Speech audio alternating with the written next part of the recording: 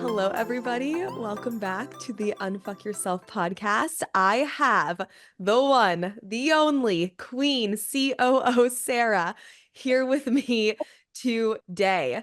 We are going to be diving into all things of how we completely flipped my business on its head, like in a good way, starting in really March, because the first day of Sarah working on the team was February 29th, which was the leap year, which was like also super cool. So I'll let Sarah just say hey, introduce herself. Hi, guys. I'm so excited to be here. I feel like this podcast episode has been in the making for such a long time, and we're going to be sharing so many cool, insider behind the scene things from how we scaled to hit seven figures. And it has been such an amazing ride joining this team with Allie, and I feel like I've been able to be so creative, and I've learned so much, and I'm so excited to just be able to dump all of this with you guys today. You guys, anything that comes out of Sarah's mouth is genius. So I would definitely like listen really hard. And wait, tell everyone about how many companies that you have now scaled to seven figures or more. Yeah, it's been your number five. Wild. Exciting. Yeah, since my career is like 9 years now, well, I guess now that I've had a year with you, 10 years. When I entered working with you, it was 9 years. And at that point, it was four companies, and now this is the fifth, which is so exciting. Insane, Yeah. insane. Yeah, it's so what we're gonna do is go into from a little bit right before we brought Sarah on, and then up until, I mean, still to this day, what I'm doing and what I figured out to do in my creator field for this, to for us to be an energetic match for this, and then what Sarah's gonna kind of go into is everything she just came in and did on the physical side. But real quick, when I first found you, like I think on that Indeed post that I made, there Yeah. were over 400 applicants, and then like 100 something people did like my thing of to email me and do the whole thing. And then Mhm. out of those, all those people, you stuck out to me out of all those fucking people. I ended up interviewing, I think like eight, and the whole entire time I was like, I was like, I'm hiring Sarah. So she just stuck out so strong intuitively, but also like the way she, all the actions she took and how she presented herself. And she sent me a Loom video with her face and she was talking to me and had my website up, and it was genius. So before even that, I wrote a list, 125 attributes of my dream COO. And she, I swear to God, is every one of those fucking things and then some. So I'm very excited for us to get into it today. Thank you, Allie. That's so exciting. We will eventually, I don't know if this podcast will be the time, but have to share kind of how I found that post too, because it was very, very serendipitous and like meant to be and pretty cool. But yeah. Very. And well, it kind of has to do with, so I'll just dive right into like the energetic part of this. Yeah. Right before I had like, I knew I had to bring on a COO. Hmm. I was like, I can't bring on a COO right now with, like, I didn't even have a bookkeeper. I didn't even have a CPA. Like, I had nowhere. I couldn't even make the money I wanted to make because it would be illegal. Like, I didn't even have, like, it wouldn't have been, they would have came after me, like the fucking IRS, because I had nowhere to even put it. So I was like, okay, I have got to get a bookkeeper, a CPA, get all these things in place. I've got to like get the physical parts of the, I can't bring in a COO without these things. Like it's embarrassing. Like no COO who like is good at what they're doing is going to want to come into this. So I first got those things, but on the energetic side, I got fucking one insanely clear 125 ways of being clear of how I chose to feel about the COO. And I knew I needed a COO because I know myself. It's really important to understand yourself and understand your weaknesses. And Sarah is incredible at everything that I have a massive weakness in. So Sarah is insanely organized. She's insanely system and process focused. She's an insane integrator, and I'm like a visionary. There's no level of integration in my bones at all. And so I knew I needed the same core qualities that I have, but the opposite, using them in like the opposite way. Because Sarah is a machine. Like all, if you were in the Career Advantage workshop, all those core qualities that we talked about being successful in career, Sarah's got them. And then she uses them in her own unique gifts way of the integrator way. And so I knew I was like, for my business to go any further, I need a COO. I also was so exhausted of my business couldn't run without me. My Mhm. team couldn't run a day without me. I always needed to tell them what to do. And it's a lot of my fault because I didn't know how to properly lead a team. I just kind of like told them what to do, but didn't really know how to guide them to just empower them to do it on their own. Plus, they were part time, so they weren't really full time Mhm. anyway. So anyway, all these things on the back end is and I was like, okay, I've hired the assistants, I've hired the email assistants, I've hired the random this and that and the Kajabi setup. I'm like, I just need COO. We need to actually treat this like it's a company, like it's a massive company. So Mhm. that's what I did. And then once I hired her, I was like, okay, let me dive in to my creator field and program it to be a match. And I set it at 5 million. And that was an insanely high goal because the past year we made like 200 to $300,000. So I went from that to setting a goal to $5 million. So I was like, okay, let me get my creator field right to be a match to make $5 million in the next, I think it was like 2 years, I said. So we're on track to that. And I started to program these different energetic ingredients into my creator field. And these energetic ingredients are in the Career Advantage, the foundational ones, and then the advanced ones are in the career formula, and you'll get to have all of them. But I started to program all these and emotionally connect to them every day, rewire my emotions, my knowings, my brain around them every day. And while I was doing that, Sarah was hired and she was simultaneously doing all this incredible physical stuff on the back and that she'll tell you in a second. And so I'm over here rewiring my creator field to be a match for all the physical stuff that she did to work. And she's doing the physical stuff, and I'm rewiring my creator field to then also be a match for the physical stuff to work. You can't have one without the other. You need both. The physical action is also technically a part of your creator field and your manifestation and creation in life. So while I was getting my creator field right, programming all these ingredients, Sarah's also doing the physical actions well within. We brought her on. Her first day was February 29th. Her first full month was in March. I'll let her share the numbers with you, but the numbers between even January, but like March to then like June and May and July are fucking wild. The way they just skyrocketed. So I'll let Sarah kind of dive into the physical aspects and then we'll come back to the creator field. But I want her to kind of give her little rundown. Yeah, okay, I want to start with the numbers first because that's going to be like I think the most eye-opening is to be able to see how quickly the growth happened even in 5, 6 months. So in January of 2024, before I started with Allie, she had brought in total revenue of 13.8K. And then in May, it went up to 75K. The next month in June, it was over multiple six figures. It was at 201K. So that is so crazy that from January under 14K to then June being over 200K, that's so massive right there, which is so exciting. So, a lot of the physical stuff when I came on, it was an amazing opportunity because I basically got handed the CEO and this company, this business that had an immensely like loyal community and following. Like the product was like a dream. Basically everything that Allie teaches is gold, and I got really set up for success. So I came in knowing, oh, I can make this my BITCH.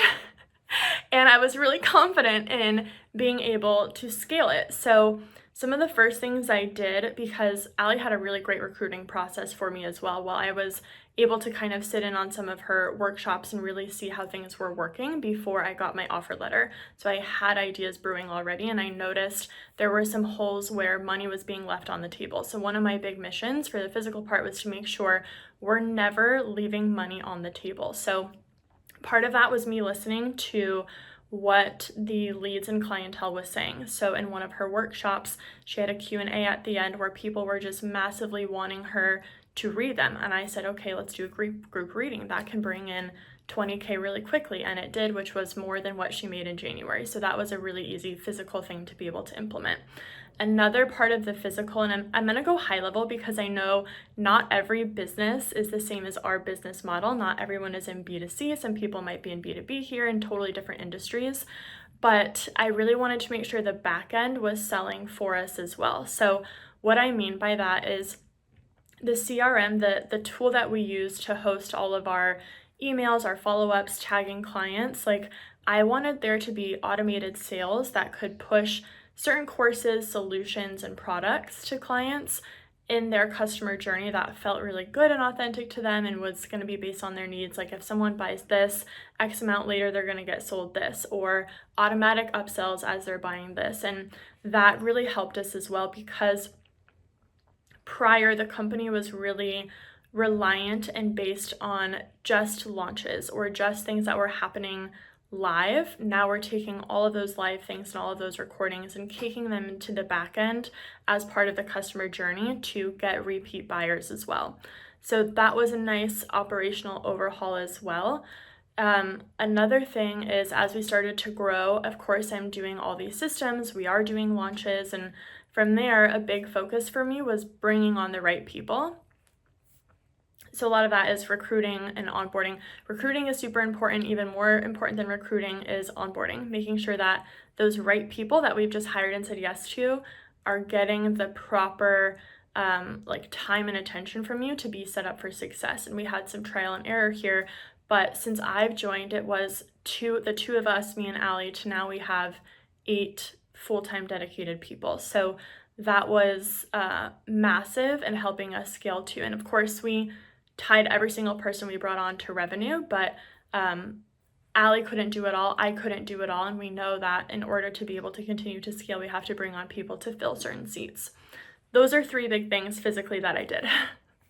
Yeah, Sarah came in here and just bulldozed some shit. It was amazing. And the everything we're saying here, it's equally physical and equally energetic. You need 100% of both. And that's what I think a lot of people miss a lot of. They'll either do all that physical work and they're like, why isn't this working? What they Mhm. don't realize is their creator field has a lot of holes and gaps in it that are creating the outcome of things that they're really not wanting or that aren't ideal. Or Mhm. they're doing all of the quote inner work. People call it inner work, but they're kind of just sitting there waiting for something to change. And you can't do that because you also need the physical action.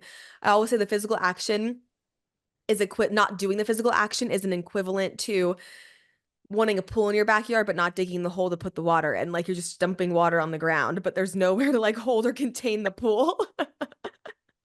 Yeah. So for us, like there was no ability to even go make 7 figures without a COO and without a team and without a tax person and without these things because there was nowhere for the money to even go or be filtered into. Like there were no systems or processes.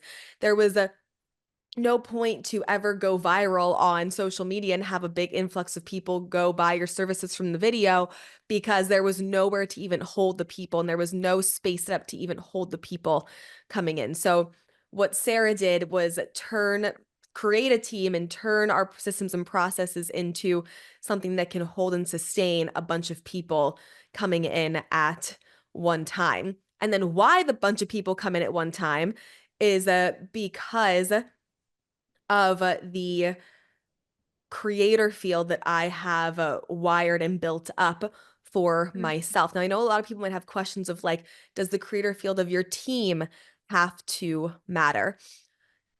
Not really. We have a setup in with our team where we want them to be happy and have a good life and put themselves first. So we do have a little chat in our teamwork called Team Creator Field where we're all talking about it and we're all sharing what we're doing, but it doesn't actually like it's on the CEO. It's on the person's whose company it is to have their Mhm. creator field right because it's their company. And Mhm. even Sarah, who gets commission monthly, she gets a base salary, but then she also gets commission of what we make. Her creator field, a little bit, but it all comes back to me at the end of the day. So that's important for CEOs and company owners to know is that it you can't blame your team. Like you can't blame the creator field of your team.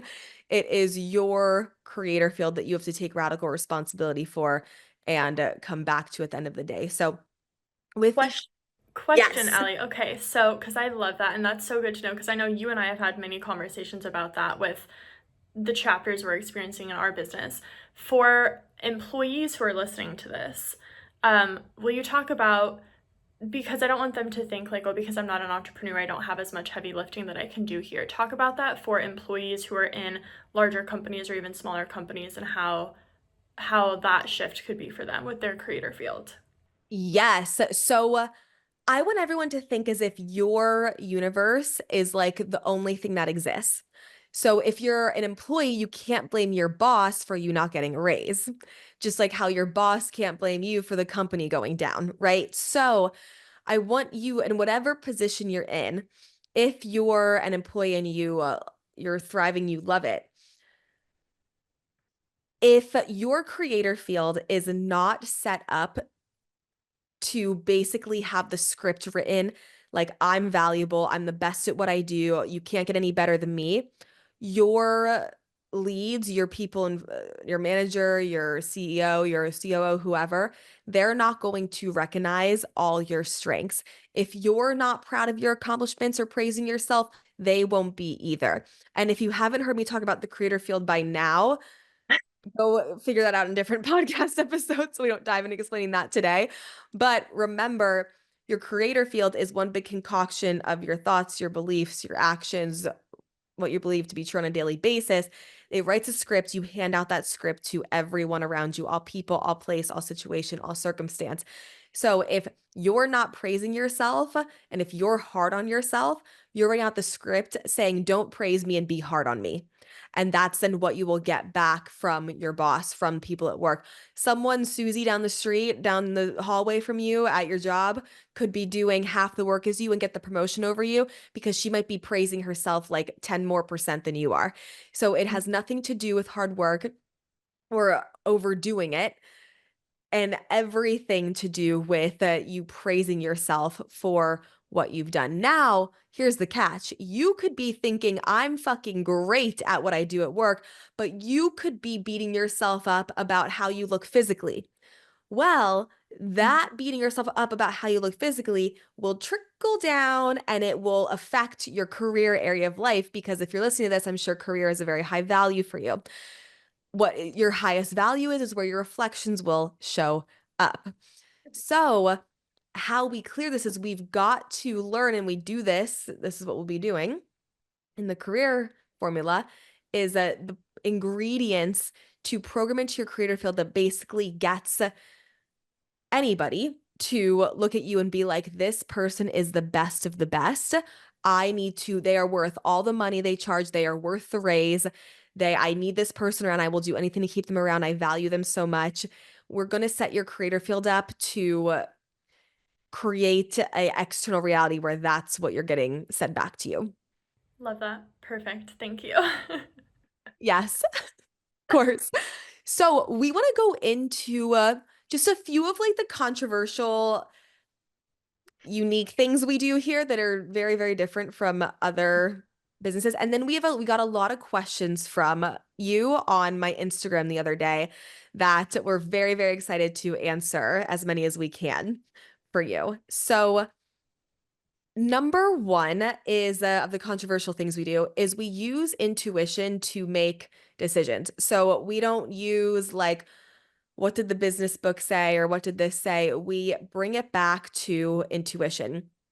And this doesn't have to be for all businesses, but for mine and what we do, like everyone is taking the courses. Everyone is training their intuition. Sarah is learning intuition and getting really, really good at it. So everybody here is really practicing and implementing what we preach. So when it comes to what was it that we did UIA and glow formula? Yeah.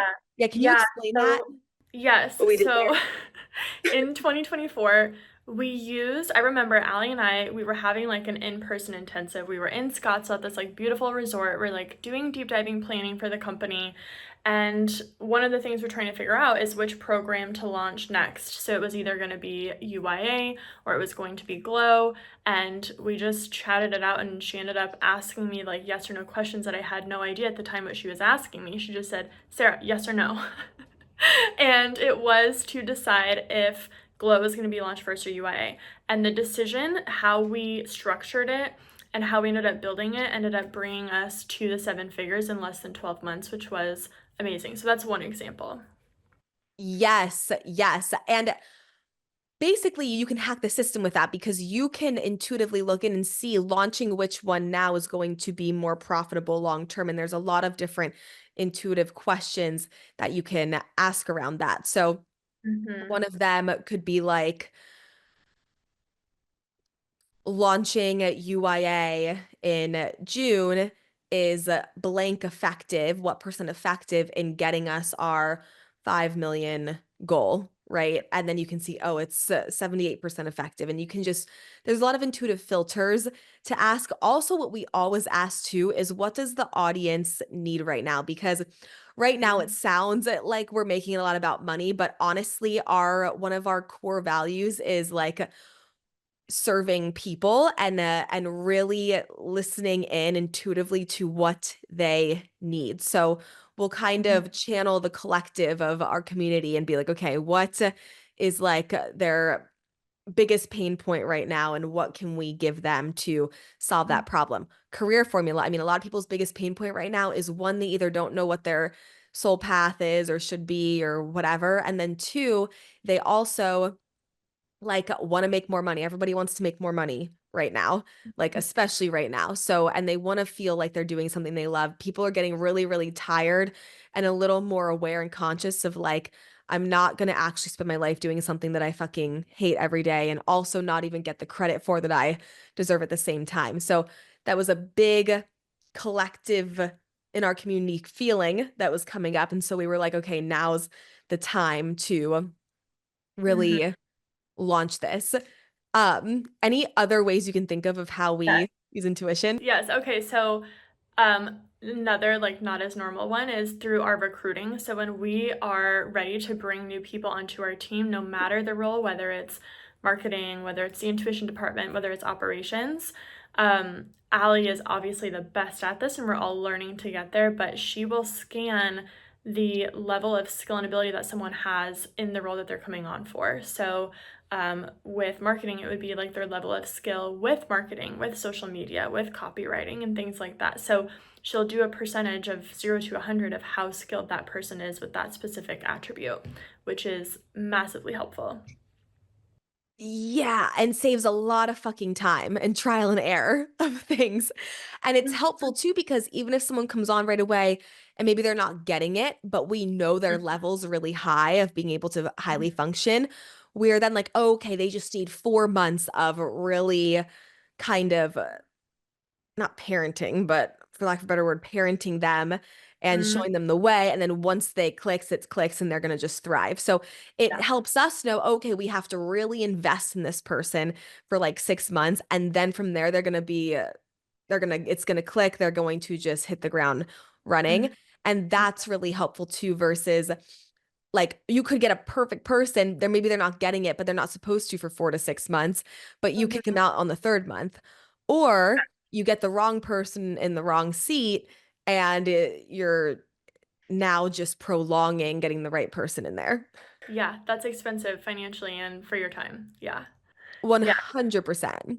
two other things we do that have been kind of controversial is me personally, what I've experienced coming into this world and this type of business model. Like Allie's company was 100% dependent on making money through like lives or launches, which is something that I had not experienced prior. I came from a world where business models were built off like an MRR solution, which is a monthly recurring revenue solution where people are in some type of membership or it's an ongoing monthly service. And so the fact that we were able to scale to seven figures without an MRR solution has been bonkers to me. And when we do introduce that, it's about to be game over. So that was really, really cool to be able to, one, remove Allie from having to be live so much compared to what she was doing in 2023, because so much of the energetics in our systems were ready to hold and sell for us, which was really great. So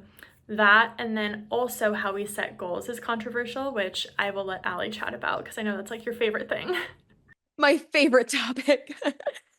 For anyone who doesn't know, MRR is just like a membership, like a Mm-hmm. $20 a month, $50 a month, $100 a month membership thing that it's like a gym. You're just guaranteed to kind of get that money every month. Mm-hmm. Only because I didn't know what MRR meant for the longest fucking time. I knew what like you meant saying it, but I didn't know what MRR stood for. And so I was just like, wait, maybe I'm not the only one.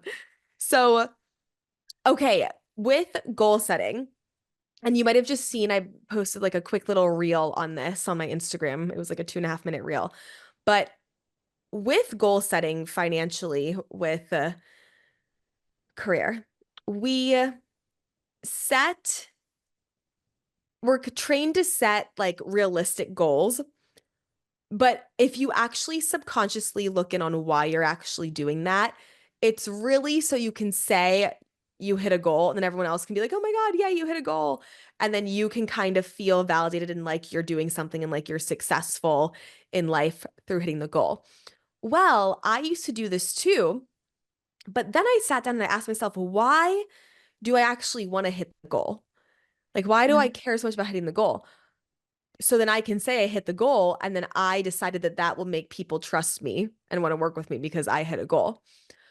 Well, that is still searching for external validation outside of yourself. Like, oh, I hit a goal, so I can tell everyone I hit a goal, and then they can know I hit a goal, so they can know that I'm cool and I know what I'm talking about.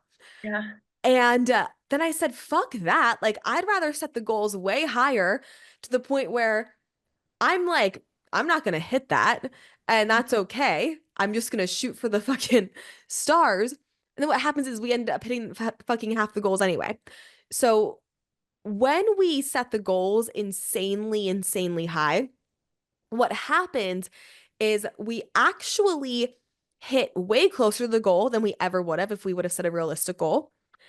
And two, the part of the goal that we don't hit, we're now being able to zoom in with a microscope and see the holes and the gaps and the breaks in my creator field, in the actions, in the team, in the systems, in the energy, in the whatever, in the universal laws that we're not implementing and that didn't fully align with us to hit that massive big goal.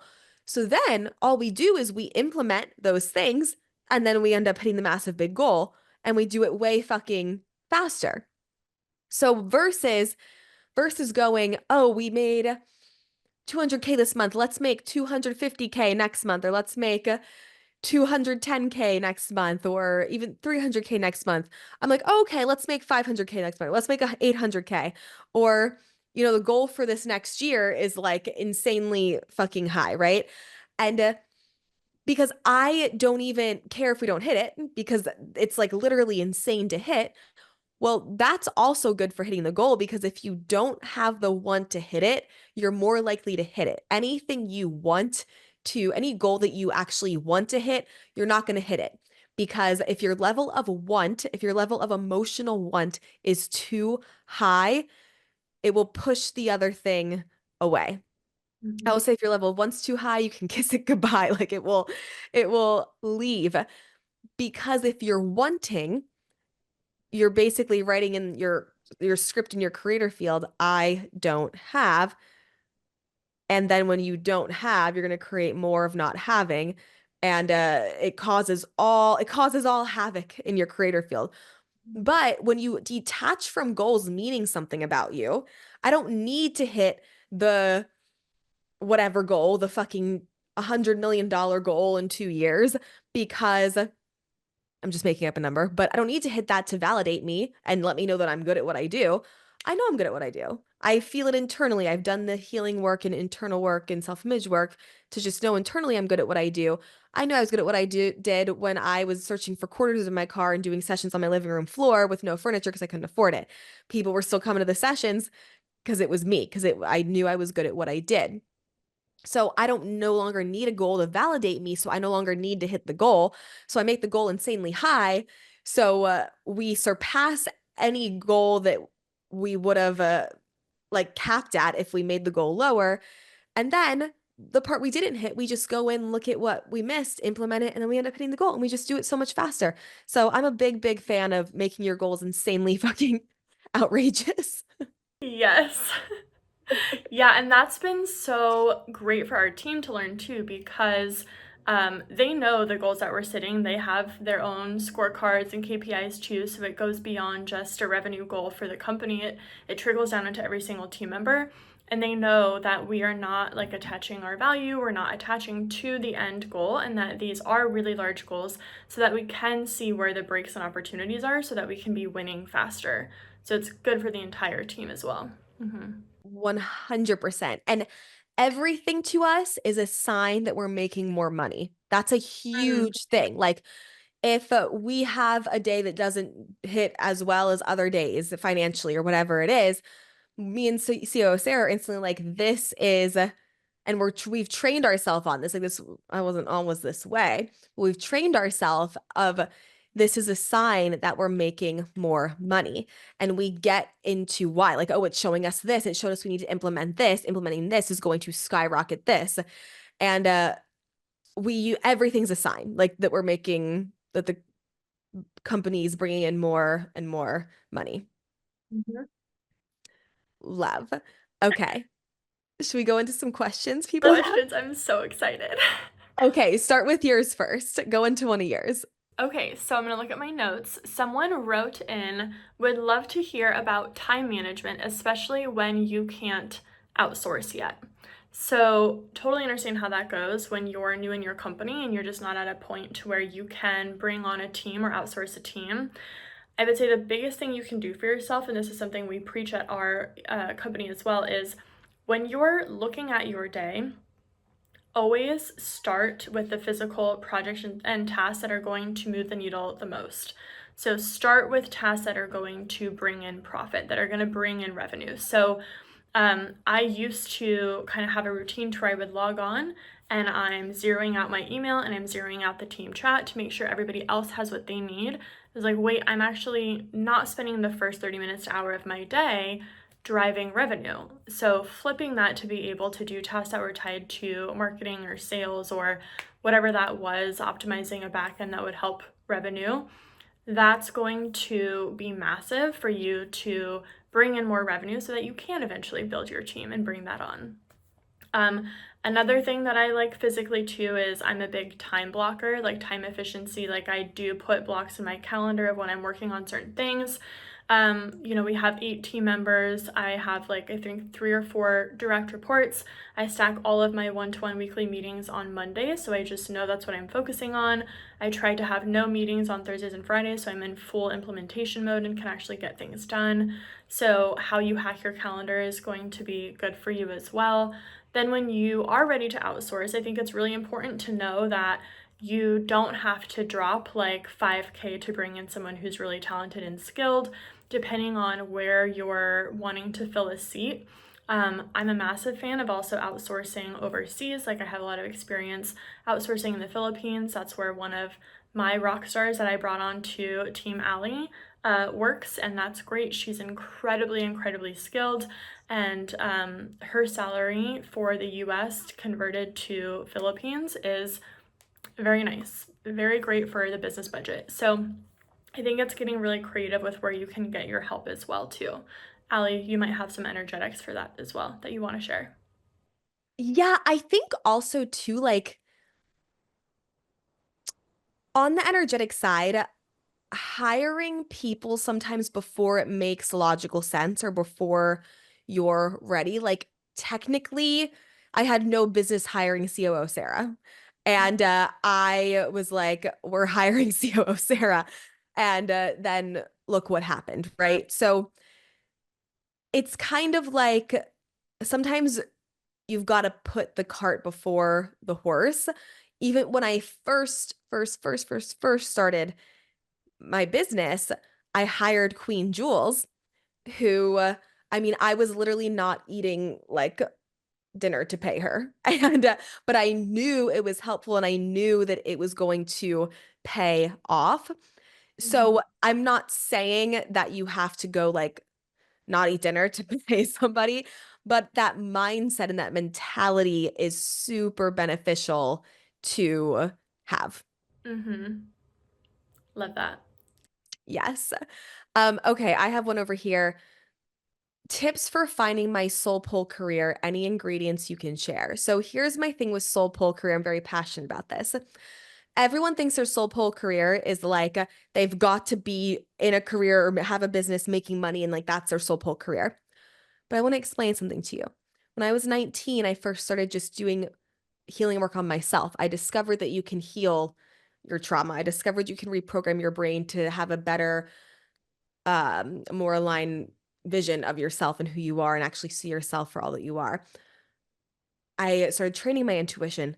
All of this was just me healing myself. It was just me wanting to learn intuition because I wanted to not go fucking crazy when I walked into a restaurant and have a panic attack because I couldn't stand just all the energy that I felt. It was me wanting to heal stuff that went on in childhood that was like limiting me today. And I just dove into it as a natural thing, not because I was like, oh, I'm going to dive into this so it can be my career. I just felt a pull toward it. I felt a pull to go heal myself.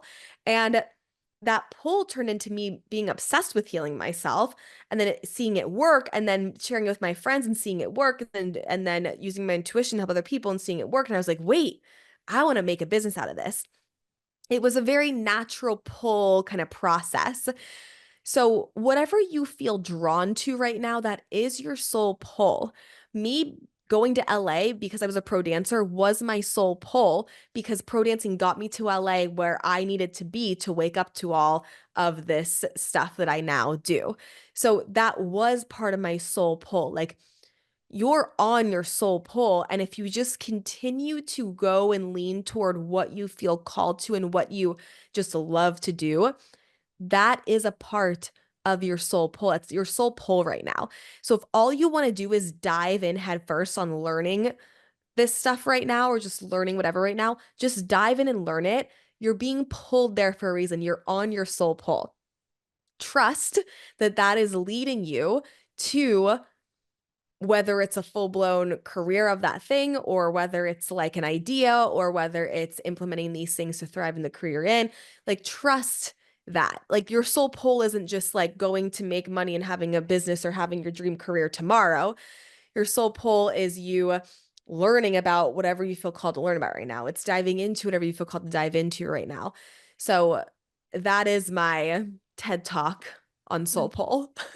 If I didn't do that for the first like 19, I was 19 to 24, 24 before I actually officially started my business. If I didn't do the 5 years of me healing myself and honing in on my own intuition just because I enjoyed it, I wouldn't have a business because I wouldn't have anything to teach people or help people with because I wouldn't have done it on myself. So you even healing yourself right now is part of your soul pull. Mhm. I love that. Um, okay, I'm gonna dive into another question on my end. So, we had someone write in, as an ADHD leader, I sometimes doubt myself when delegating. Any tips? So, this is so good. I feel like delegation is such a beast of a topic. The first thing I will say for it is that micromanagement seems to be like a very bad word in business, and I think it's not. I would love to debunk that. I think micromanagement is completely okay and necessary if you are doing something new in business or you've hired someone new. So, whether you have a team member who's been with you and they're working on a new project, you can do micromanagement, or you're bringing in a new person who's never worked with you before, you can do micromanagement temporarily. So, first, I'm going to debunk that, and then I have a 3 times rule. So when I'm delegating something, let's say it's for marketing, for instance, and we have someone who's writing emails for us. The 3 rule is once they've sent me like email copy and it's been 100% 3 times in a row, I no longer need to delegate or look at that system or approve it. I have to trust that they are off to the races and things are good to go. So I like to use the 3 times rule because I find a lot of delegating can also be just like double checking beyond the point that it's necessary anymore. So that's going to be part 2. And then number 3 is QC is an okay thing. So QC is quality control. So I think it's 100% good and appropriate, especially if you're the CEO, which it sounds like this person might be, to know that you have full right to quality check whatever you need to. So after we're past the 3-point check rule that I have, QC is going to be spot check. So like randomly in this example, I would go in and occasionally check the emails that are going out for marketing or sales and make sure we're still on a really great path. So quality control, if you don't have a department or have someone who can manage that, you would be wearing that hat and create like a really good system and process for yourself. Next, I use and swear by like having some type of tool or a task management system. Like Ali mentioned, we use Teamwork. So when you are delegating, whether you're sending your team a chat so you know the task is documented, or you're physically putting it in their task management system, whatever is going to work best for you and your team member that you're delegating to, implement that process across the board. And then also when you're delegating, 2 things that I like to do that I could always be better at as well, but the 3 W's when you're delegating, are you clear on what you're delegating, when it's due by, and why they're doing it? Like, what is the value that they're bringing to the company when you're delegating? And then the last part of that is I'm a big fan of Loom, Loom. Loom is a tool where you can record video of yourself and also of your screen. So when I'm delegating, it's so much easier for me instead of like typing out a TED Talk to just be able to hop on a Loom video, record myself for 60 seconds and be able to show them exactly what I want done. So those are a few tips for delegation. That's good. Thank you. Sarah's the queen of delegation. Okay. That's funny. That was actually my second question too, Love that. which is interesting, but I was just going to talk on the ADHD kind of topic. I don't know if this is what she was really asking, but I'm gonna like go there Mm-hmm. anyway. So with ADHD, hi, I also the queen of ADHD. It's really important that you're doing things that light you up. So if you're doubting yourself when you're delegating, trust that if you're delegating it because you don't want to do it, like it is the best thing for you. If you try and get me, I mean, Sarah has to chase me down every month to do like our tax, our monthly tax just thing we need to do to send to the bookkeepers. And I fucking hate it. And I wouldn't even do it if she wasn't like on the phone with me, doing it with me. Like I would avoid it at all costs.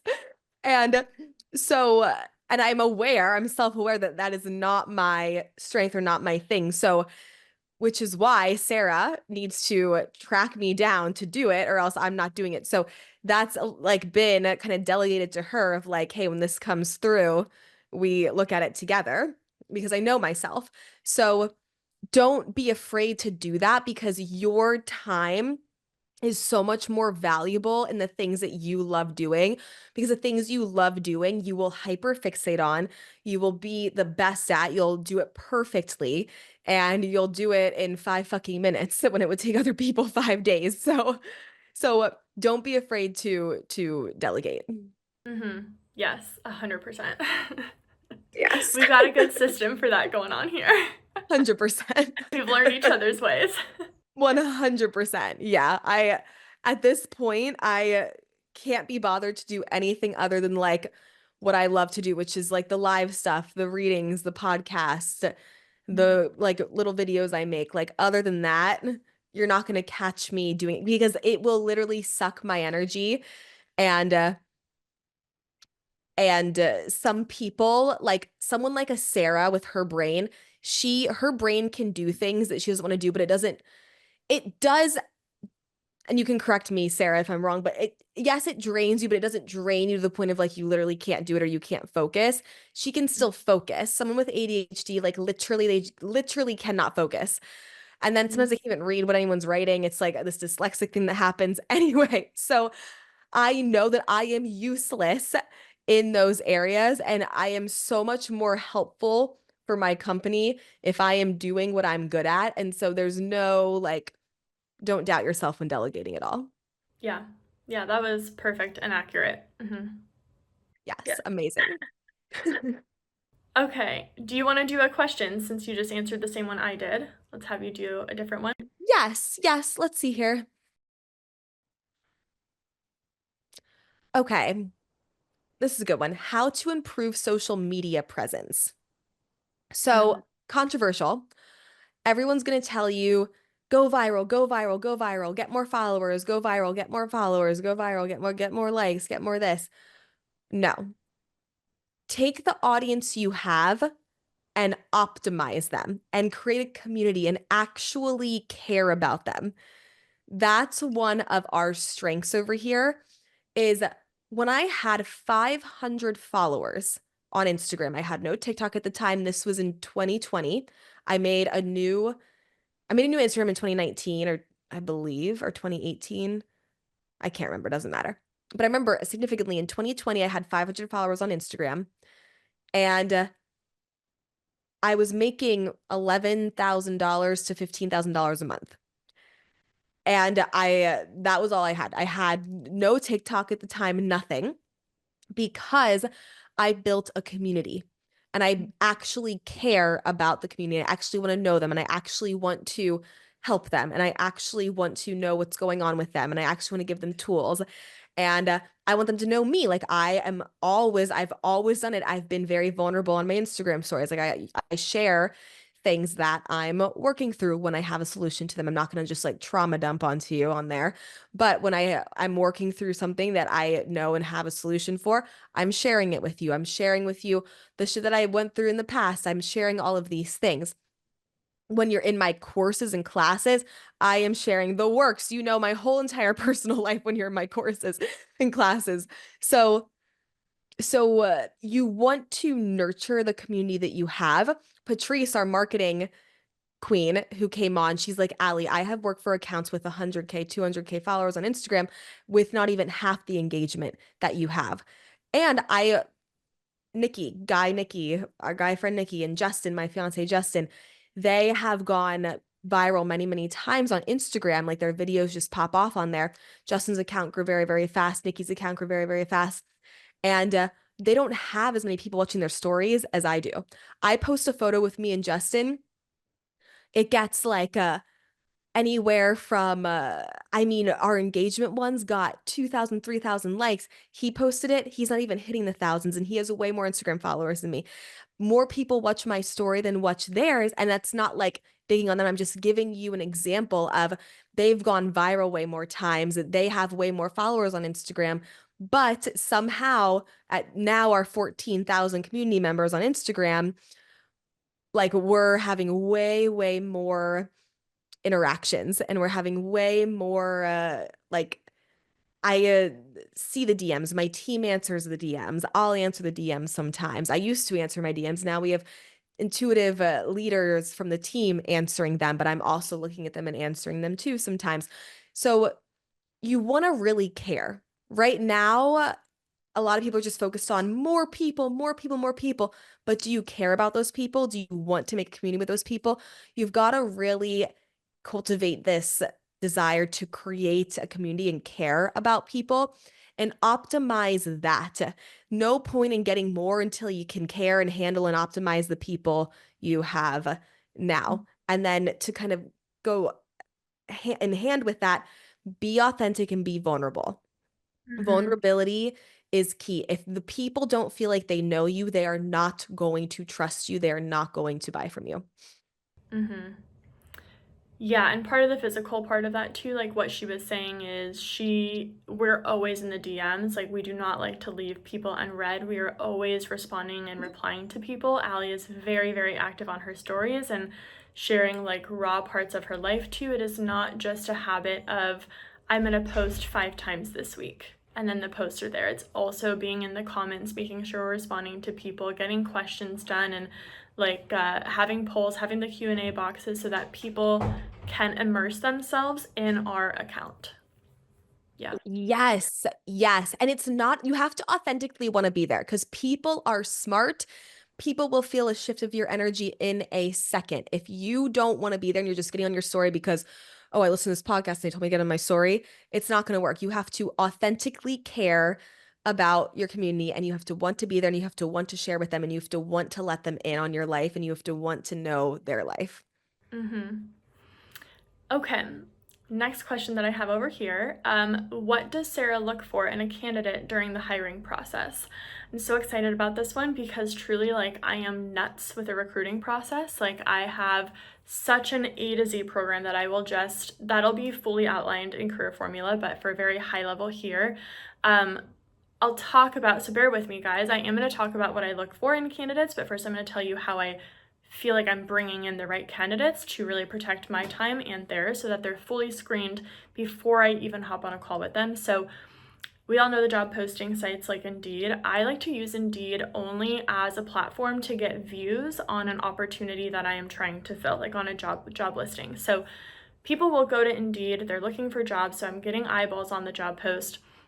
But in the job description, I will take people to a form to actually apply. So if people are applying on Indeed, they're automatically out. There's not attention to detail. They're not following the instructions. So that's one thing of screening. Like in the job post, I usually have twice to apply, you must go to this form. In the form, they have to always submit a video, of course, all their credentials, but they have to do some type of assessment as well. That's going to be tied to whatever it is we're hiring them for. So if it's marketing, maybe they're curating a video or writing an image quote, something like that.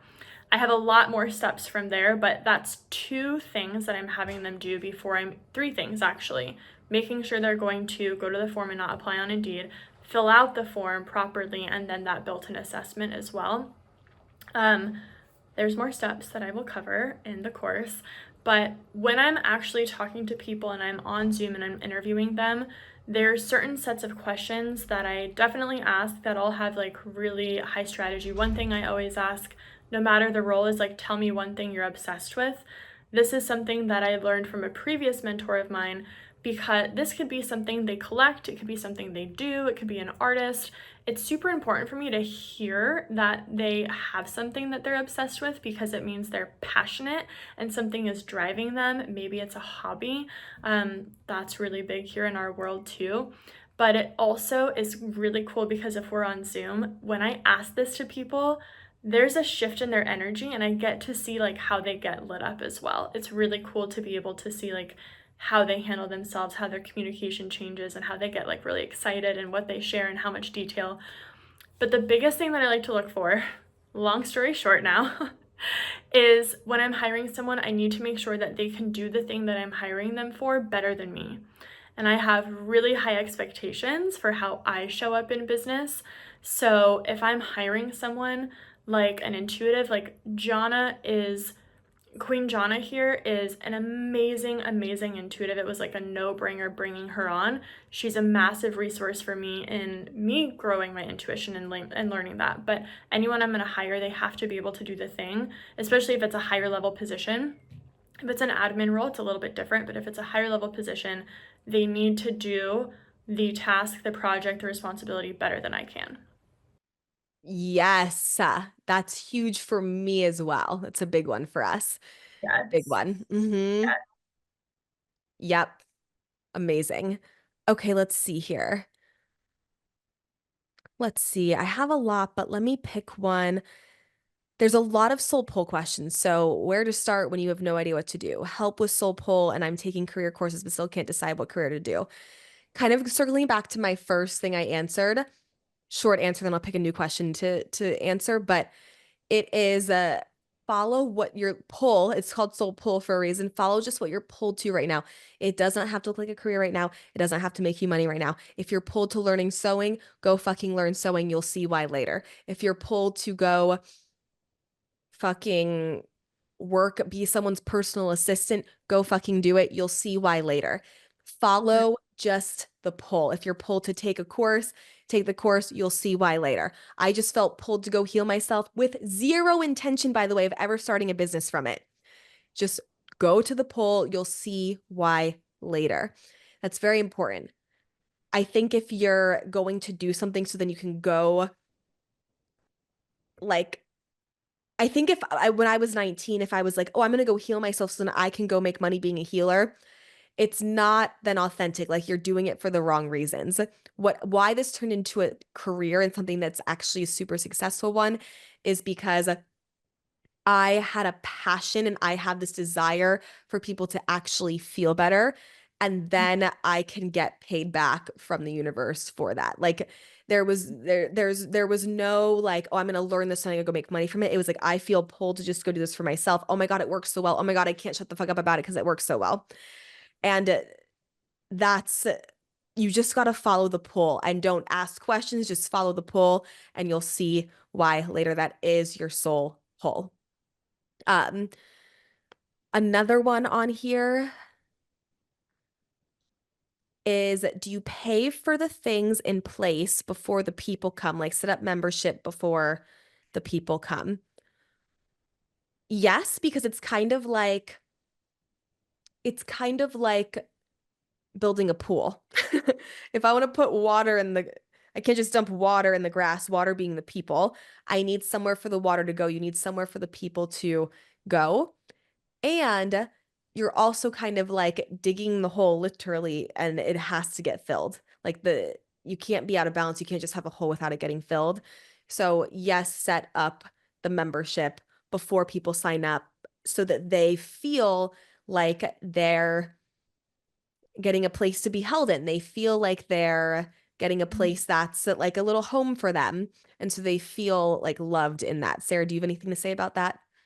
No, I mean, here I'm just picturing they're asking about like, should I be investing in the tools, like the physical tools, like the tech stack or whatever it is to be able to actually serve them? I think you nailed it. Like, you have to be able to have that like faith and confidence in yourself that you're going to be able to bring the people in. So, investing in the tools or whatever is necessary to be able to deliver your offering is setting you up for success to be able to pour people into it. Yeah. Love. Amazing. Love. Um, okay, question I have over here, how to nail down your niche. So if you're wanting to niche, you can do a quick Google search for the acronym ICP. It's your ideal customer profile.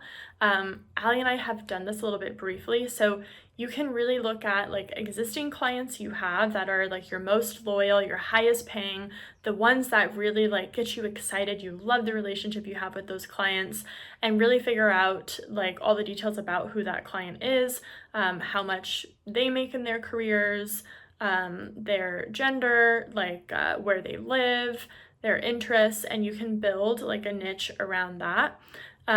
Or if you don't already have clientele, like if you were just starting out and you're beginning your business, deciding if you should niche, I would honestly say like intuition would be the best thing for that. So I'll pass it to Ali to see if you want to piggyback on that.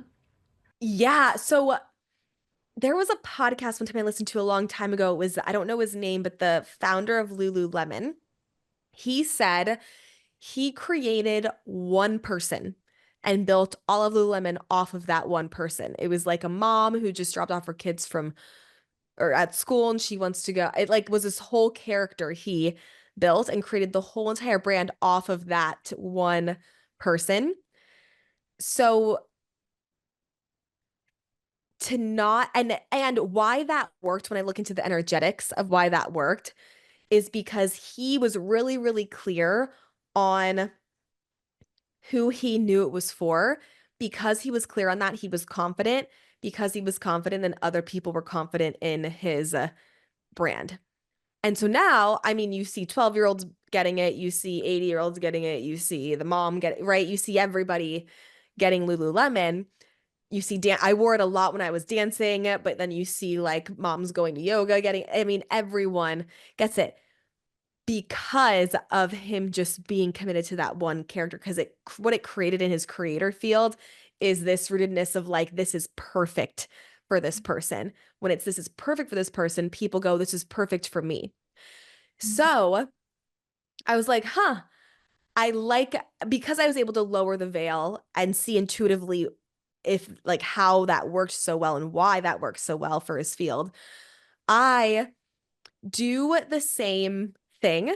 And I am always just feel like I'm talking to me when I was 19. Like that's the only character that I visualize when I'm doing anything or creating anything.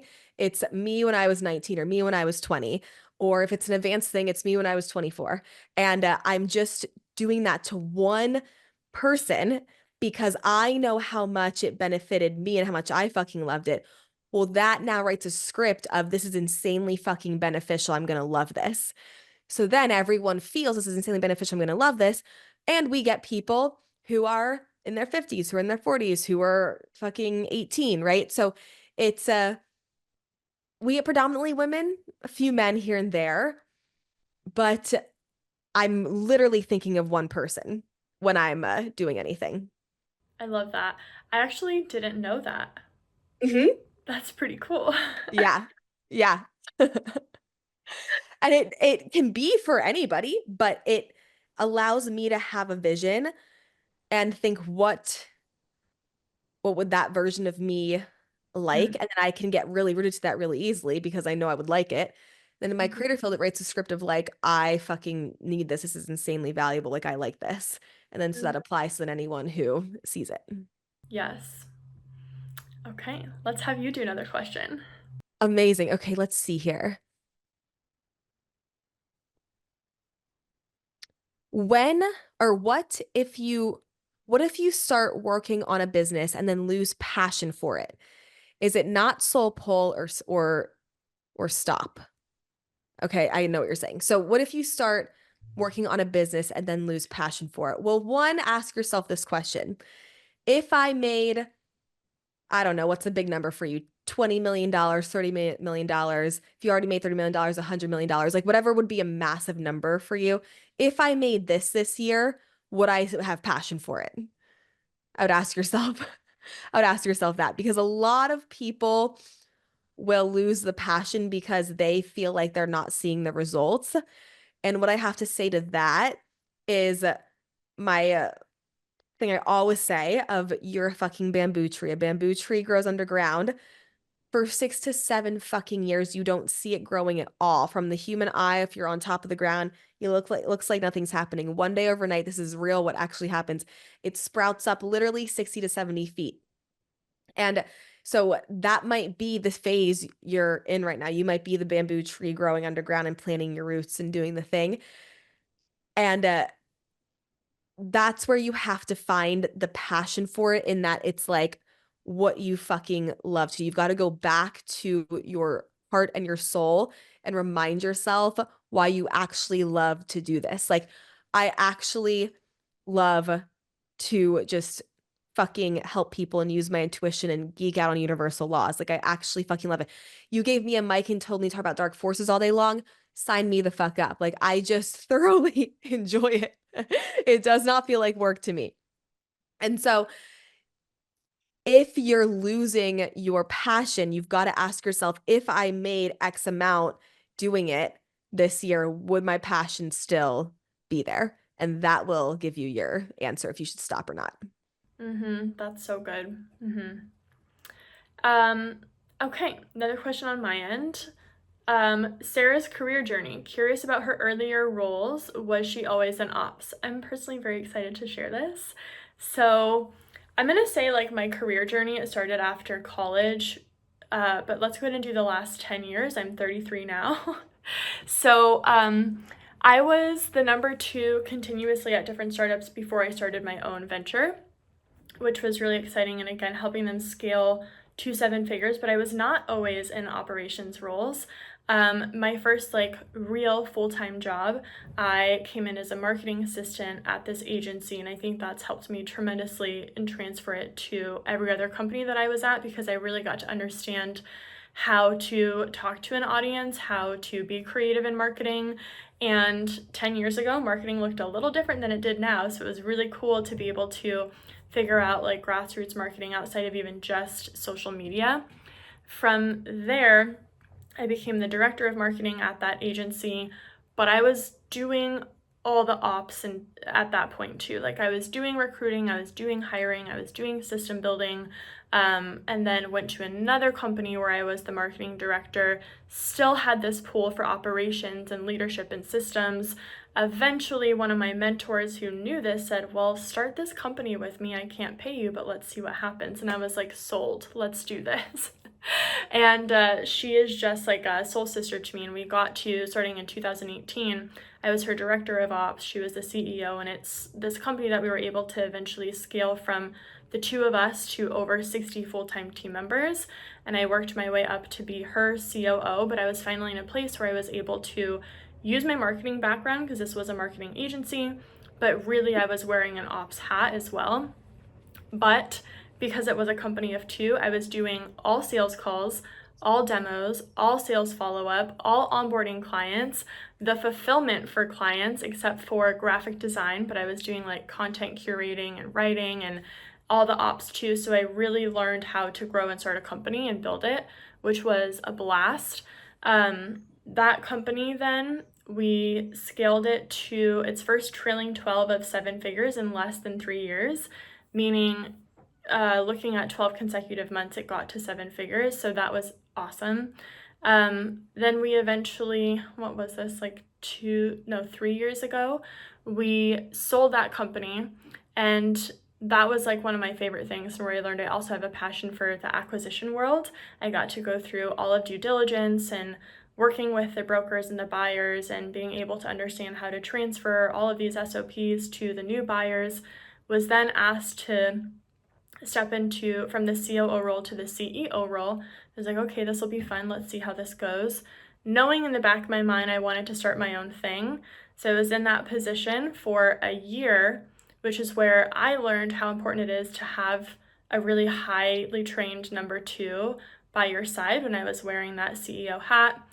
After a year there, I went fully into my own thing, which is where I was helping coach and consult integrators to be better for their visionaries. So basically helping teach COOs how to be better for the visionaries. Started that full-time focus in October of 2024. And that was fun. It was cool. I was doing my thing. I was consulting, and then I got this pool to go on Indeed one day. I was ready to be integrating and working again, and that was when I saw Allie's job post, sent her a Loom video to pitch myself and tweak the role a little bit, and the rest is history. The fact you got that pull and it wasn't even up there for like 2 days is mind Wild, blowing and wild. wild. First of all, can you tell Sarah's a fucking badass and machine? I'm just like all she's done. And then here's the thing though, with your creator field, because there's the questions on here of how do I get my own Sarah? You need your creator field set up to be able to create your creator field to orchestrate a situation like that where it's the perfect timing and perfect alignment to come into Yeah. contact with somebody like Sarah. Like Sarah, a Sarah type of person, like Sarah is a machine. She's a badass. She is on her shit. I have never one time ever had to be like, Sarah, what are you doing? Like I just know she's doing it. I mean, she sent me the first like month or few weeks of her working. She just sent me at the end of the day, like everything she did. And I was like, I don't even need this girl to send me this. I just know she's doing shit. And she never even brings me any problem. Like she's never like, Allie, what do we do? Like she fucking does it. She figures it out. She does it. Anyway, you need to be a match to create that in your life. And we're going to talk a lot about getting your creator field right to be a match to create the right people around you, whether it's an employee or an entrepreneur, what ingredients you need in your creator field to create someone like a Sarah coming into your create someone like whoever you need around you to come in and we have incredible team members because of certain tools I implemented to my creator field to make me a match to even get the privilege of having COO Sarah as a COO. Because people think like, oh, let me just go hire someone. No, I went through a lot of people and a lot of that showed me a lot of gaps and holes in my creator field that I had to fill and work out before I got to be able to hire a Sarah type of person. And I'll stop there, or else I'll just keep going. But we're going to do a lot of that in your creator field in the career formula for sure. Love that. Thank you so much, Allie. Of course. Of course. Every day, every time she talks, I'm like, holy fuck, like that you are just incredible. And then I'm like, wow, great job. Patting myself on the back. Great job to my creator field for manifesting somebody like you. Okay, question though, because I had to do things subconsciously right in my creator field to become a match, to become a team member. Now thinking about employees for you, right? Obviously, I didn't Totally. know the exact tools, but something had to be a match. So for employees, whether they're looking at finding new jobs or just up leveling, it's the same thing. Oh, it's the same exact thing. Like Sarah has a knowing she's good at what she does. Like she has a knowing of her strengths and talents, like big time knowing. And so all I had to do was see her fucking name and be like drawn to her. And because she knows, she has a deep soul knowing and human knowing of how good she is at what she does. And so out of 400 people, the minute I saw her name, I was already like glued in. And that was your creator field. Mm-hmm. Love that for all the team members, the employees out there. Yes. And Sarah, well, I don't know, we can cut this part out if you don't want to share this, but Sarah shared with me that she also has made the most money she ever has, like being on Team Allie, and that's a testament to her creator field too. Yeah, we can keep that part in. It's totally true. It's I think I'm totally happy to share this, but I remember I had a goal after working with you to have a 20K month, and I was shocked when I exceeded that exponentially, which was exciting. And I have never, as a number two, or even when I was in my CEO position, personally, separate from the company, what the company makes, but personally, like what I'm paying myself, had never experienced that. Yeah.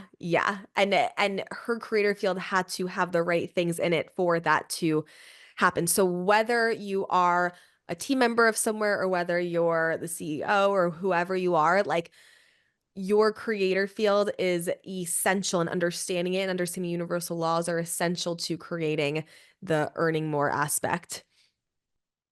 100%, yes. Amazing. Okay, somebody asked, and then I know we're like, an hour, over an hour into this podcast, In it. but we're in it. Somebody asked, this is a good one, brand message, niche or no niche? Mm, We are so much more than one thing, but hard to do. Here's my thing. You are you, so you're the niche. Therefore, anything you do is on brand. Simple. Like mhm. I'm Allie, therefore, and I'm my own. It sounds like you have a personal brand if you're asking if you should niche in something. I'm my own personal brand. Therefore, anything that Allie does is on brand. I can make a glow formula course. I can make a dark forces course. Two very different topics and things, but it makes sense because it's on brand because I'm Allie and Allie talks about these things. So that's what I have to say on that. Like, also, Sarah and I are doing other things too, have other ideas. that we want to implement that has nothing to do with online courses. So, but it's on brand because it's coming from Sarah and Allie. So anything Sarah and Allie do is on brand. Mhm. Simple answer to that, but that's all you need to know. Yeah. Um, okay, I'll do one more question. So here, and this will be really good for you to chime into as well. Um, let's go. This one was, how do you get your nervous system to be okay with taking the physical action? So I'm interpreting this as when you're like maybe overwhelmed and your nervous system feels fried, like how are you okay with actually implementing and getting things done? Are you interpreting it the same way, Allie? Yes. Yeah. Okay, so one of the things we've learned at Team Alien that we do is tie everything that you're doing, however you're spending your time, your tasks, your projects, to your highest value. So that means, like, to give an example, my highest value at one point, I think it may be shifting, was to just have a sanctuary where I have nothing going on. So I was able to say, okay, maybe I feel like I'm fried or burnt out or overworking. I actually wasn't, but I perceived it to be that way. How am I going to view this task that I'm going into that I don't love and tie it to my highest value so that I understand how it's helping me get to the thing that I really deeply desire?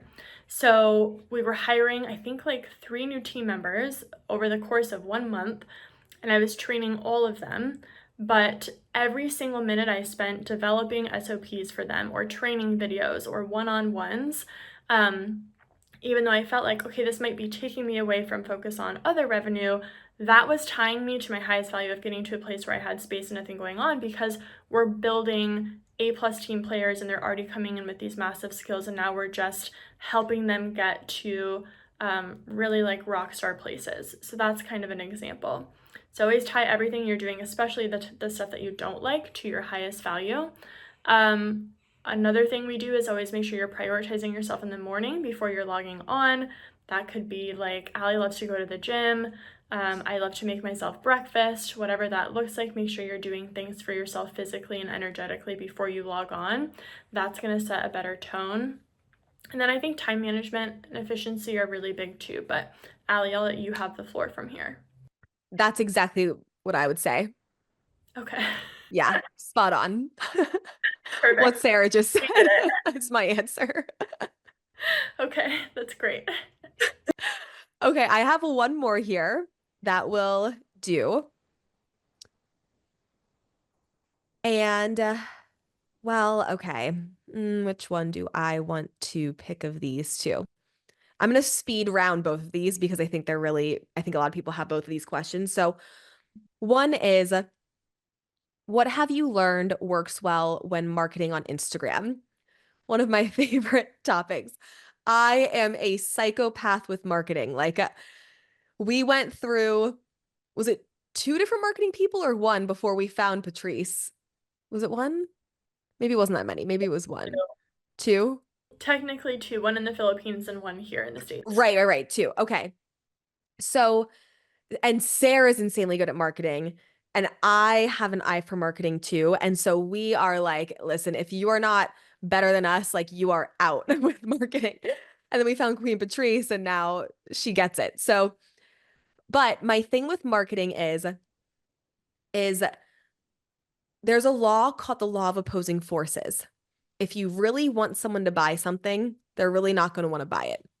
So whenever we sell something, I am getting very, very clear on why I don't want people to buy what I'm selling.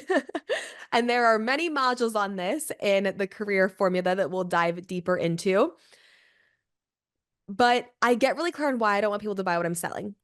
Here's a few reasons. Well, I prefer having smaller groups because then I can get to everyone and it's more intimate. I can read everybody individually. Everyone can feel like they got to spend personal time with me. And I get really, really clear on why I don't want more people to buy what I'm selling. Then I also don't want people in the courses who aren't ready to take radical responsibility. So I am emotionally connected to that. You can't just say something but not be emotionally connected to it. So I quite literally mark it by saying, literally don't come unless you're ready to go advance, or don't come unless you're ready to take radical responsibility. Like, I actually don't want you in there. And that's an actual genuine thing. You can't just say that without emotionally connecting it. People will feel you're like trying to market them in a weird way. But I actually don't want you there unless you're ready to take that radical responsibility, because I care about my reputation and I care about the results people get. And if you're not ready to take radical responsibility, you're not going to get the results that you could get from the course.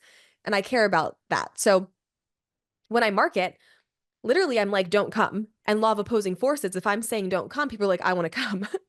And we're going to dive into a lot of more of this and how you do it properly inside of the career formula.